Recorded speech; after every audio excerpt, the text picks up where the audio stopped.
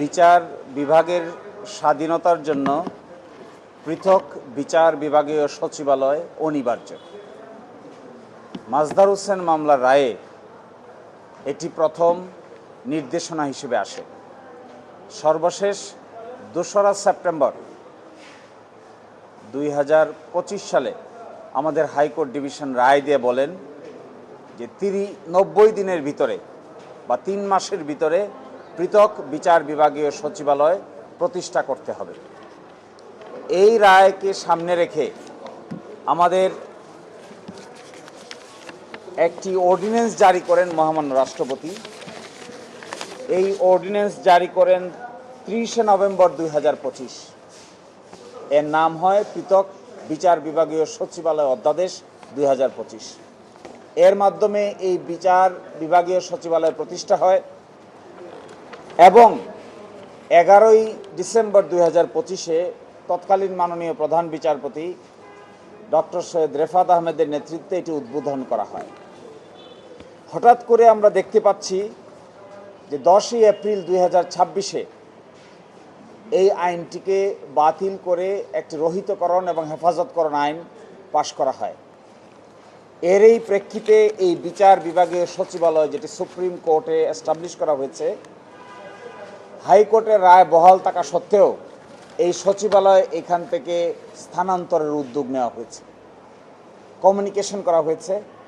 প্রধান বিচারপতির ক্ষমতা থেকে শুরু করে অর্ডিন্যান্সে দেওয়া যে ক্ষমতাগুলো ছিল সবগুলোকেই বাতিল করা হয়েছে।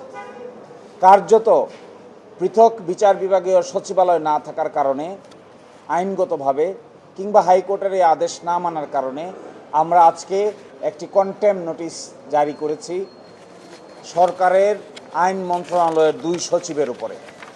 একজন হলেন সচিব লেজিসলেটিভ ও সংসদ বিষয়ক বিভাগ, আরেকজন হলেন সচিব আইন ও বিচার বিভাগ। 2 জনের উপর কন্টেম্প নোটিশ জারি করা হয়েছে। এই কন্টেম্প নোটিশ জবাব তারা কী দেন এর উপর ভিত্তি করে আমরা কন্টেম্প পিটিশন দায়ের করব। হাইকোর্টের যে নির্দেশনা আছে এই নির্দেশনা এখনও বহাল আছে। এখনও সুপ্রিম কোর্টে তা স্থগিত হয়নি, অন্য কোনো আদেশও জারি করা হয়নি। যদি তা থাকে তাহলে হাইকোর্টের এই আদেশকে অমান্য করার ক্ষমতা এক্সিকিউটিভের থাকার কথা নয়। এই আদেশ থাকা সত্ত্বেও তারা বিচার বিভাগীয় সচিবালয় স্থানান্তর করছেন, স্থানান্তর করার জন্য কমিউনিকেট করছেন, সব কিছুকে আইন মন্ত্রণালয়ের উপর ন্যস্ত করার জন্য আদেশ দিচ্ছেন। কোন ক্ষমতা বলে তারা দিচ্ছেন? হাইকোর্টের রায়কে ভায়োলেট করে। এই জন্যই তাদেরকে কন্টেম্প নোটিশ দেওয়া হয়েছে। যদি তারা জবাব না দেন তাহলে আগামী 2 সপ্তাহের মধ্যে আমরা কন্টেম্প পিটিশন দায়ের করব। কন্টেম্প নোটিশ হলো আদালত অবমাননা, অর্থাৎ হাইকোর্ট যে রায়টা দিয়েছে 90 দিনের ভিতরে পৃথক বিচার বিভাগীয় সচিবালয় প্রতিষ্ঠা করার, সেটি করা হয়েছে। করার পরে তারা এটিকে এখন ডেস্ট্রয় করছেন, স্থানান্তর করে দিচ্ছেন, আইন মন্ত্রণালয়ের উপর ন্যস্ত করে দিচ্ছেন। তাহলে হাইকোর্টের এই রায়ের কোনো কার্যকারিতা আর থাকছে না। যদি হাইকোর্টের রায় বহাল থাকে, তারা মানেন, তাহলে তারা তো এই ধরনের আদেশ দিতে পারেন না। এই ধরনের আদেশ যদি তারা দেন তাহলে আদালতের প্রতি তাদের অবমাননা হচ্ছে। আদালতের এই নির্দেশ বলবৎ থাকা অবস্থায় এই ধরনের কোনো সার্কুলার, কোনো ইনস্ট্রাকশন, কোনো আদেশ, কোনো প্রজ্ঞাপন যা কিছু জারি করা হবে সব কিছুই হবে আদালতের রায়কে অবমাননার শামিল। এই জন্যই এই কন্টেম্প নোটিশ দেওয়া হয়েছে। আমরা এক্সপেক্ট করি যে 2 জন সচিব যারা আছেন সরকারের আইন মন্ত্রণালয়ের, তারা এই সমস্ত কাজ থেকে বিরত থাকবেন।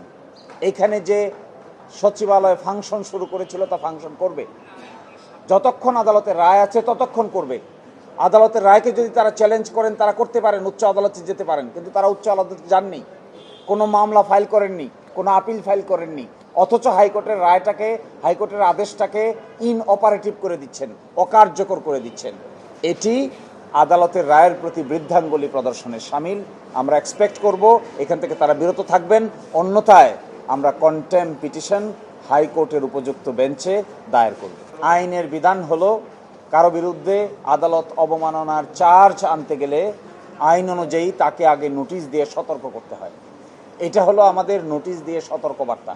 এই সতর্কতার প্রেক্ষিতে যদি তারা সতর্ক হয়ে যান তাহলে কন্টেম্প হবে না, আর যদি সতর্ক না হন তাহলে পরবর্তীতে আদালতেই বাকিটা নির্ধারণ করবে।